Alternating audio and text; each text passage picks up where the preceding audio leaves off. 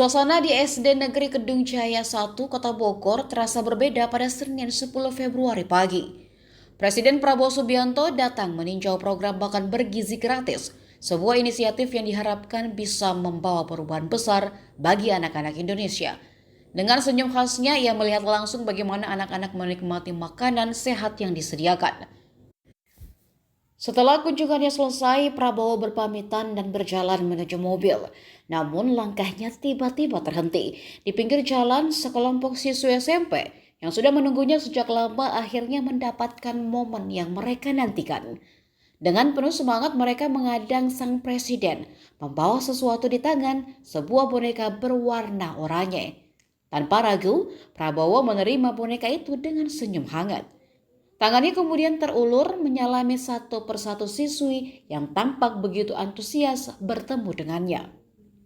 Di tengah hiruk-pikuk politik dan kebijakan negara, momen sederhana ini menyiratkan sesuatu yang lebih dalam, kehangatan pemimpin dan harapan dari generasi muda.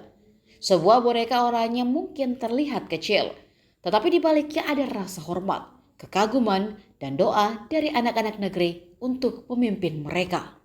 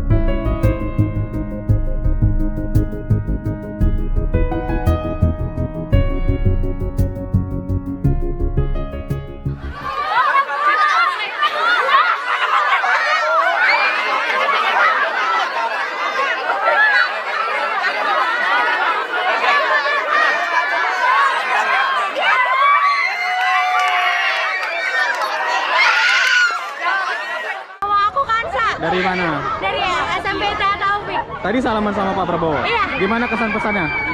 Senang banget karena nungguin dari tadi. Bonekanya diambil gitu loh. Kita kasih boneka diambil. Keluar aku. Semoga mau bisa langsung bonekanya. Semoga abang sukses panjang umur. Sehat selalu. Bapak dan Ibu lancar. Dadah. Download Tribun X sekarang, menghadirkan lokal menjadi Indonesia.